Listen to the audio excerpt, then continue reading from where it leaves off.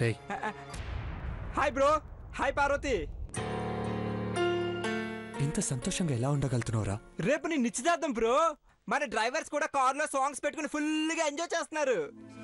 ఏంటి ఈ డాన్స్లా? Enjoy my sweet bro. The great Ghattamaneni Devendra నిశ్చితార్థం ఇది. నువ్వు నా నిశ్చితార్థం అని సంతోషంగా ఉన్నట్టు కనపడట్లేదు. నీ ఎంగేజ్మెంట్ క్యాన్సిల్ అయిన నా ఆనందం నీలో కనపడుతుందిరా. కరెక్టే బ్రో. ఐశ్వర్య పీడ పోయిందని హ్యాపీగా ఉన్నాను. ఇన్నాళ్ళు నేను పడ్డ నరకం ఆవేదన భయం నుంచి బయటపడ్డాను. తాగనని నీకు మాట ఇచ్చాను, కానీ లేదంటే ఫుల్గా తాగి కేరింతలు కొట్టేవాడిని. మై ఐశ్వర్య చెడ్డది కాదు. నువ్వు తనకి పొగరుందంటే నీ కోసం మారింది. నువ్వు కేర్లెస్గా ఉంటుందంటే నీ గురించి కేర్ తీసుకుంది. వాళ్ళమ్మా నాన్న 2 నెలలు సింగపూర్లుంటే నీ ప్రేమని గెలవాలని ఇక్కడే ఈ ఇంట్లోనే ఉందిరా. మారిన మనిషిని మారలేదంటే ఎంత బాధపడుతుందో ఒక్కసారి ఆలోచించరా. Sorry bro. మీరు ఐశ్వర్య తరపున వాదించినా నేను విన్ను. నువ్వంటే రెస్పెక్ట్ లేదని కాదు, నువ్వంటే ప్రాణం బ్రో. కానీ ఐశ్వర్య అంటే నాకు అసహ్యం. మారిందని మీరు అనుకున్నా తన మీద నాకున్న అభిప్రాయం మాత్రం మారలేదు, మారదు. రే నీకెలా చెప్తే అర్థం చేసుకుంటావు? నాకేం చెప్పకుండా వదిలేస్తే ప్రశాంతంగా ఉంటాను బ్రో. రే మహి, బీ సీరియస్ రా. ఇది నీ లైఫ్. నా లైఫ్ని స్పాయిల్ చేయడానికే తను వచ్చిందని వద్దన్నాను. ఐశ్వర్య నా పేరు మార్చుకోవడానికే ఎన్ని నాటకాలు ఆడిందో మీరే తెలుసుకున్నారు కదా. అందుకే మామ్ కూడా తన కూడా తరిమేసింది. ఆప్తావా?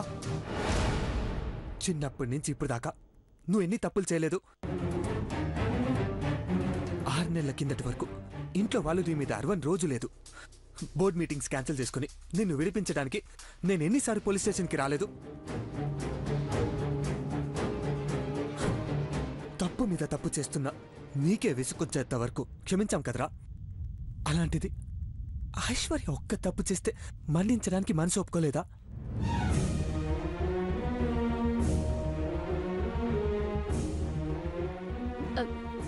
సినబాబు గారు, ఐశ్వర్యమ్మ గారు చాలా మారారు.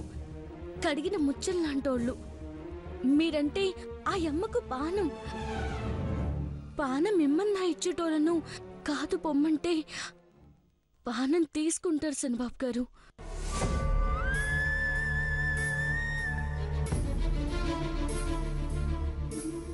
పార్వతి, నీకు తన గురించి పూర్తిగా తెలీదు. నీకేం తెలుసో చెప్పు. ప్రాబ్లం ఏంటో తెలియాలి కదా. వదిలే బ్రో. హరి, నీకు మైండ్ పనిచేయట్లేదా? పాజిటివ్గా ఆలోచించవేంట్రా నువ్వు? నీ కెరియర్, నీ లైఫ్ అన్నీ బాగుంటాయి.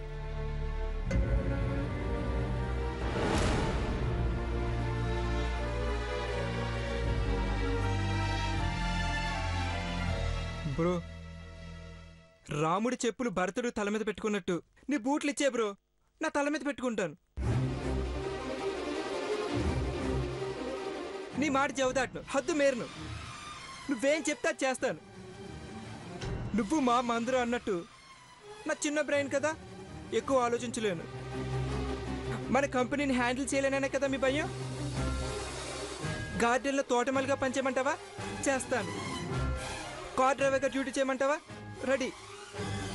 వంటింట్లో అంట్లు తోమంటావా? తోమేస్తాను.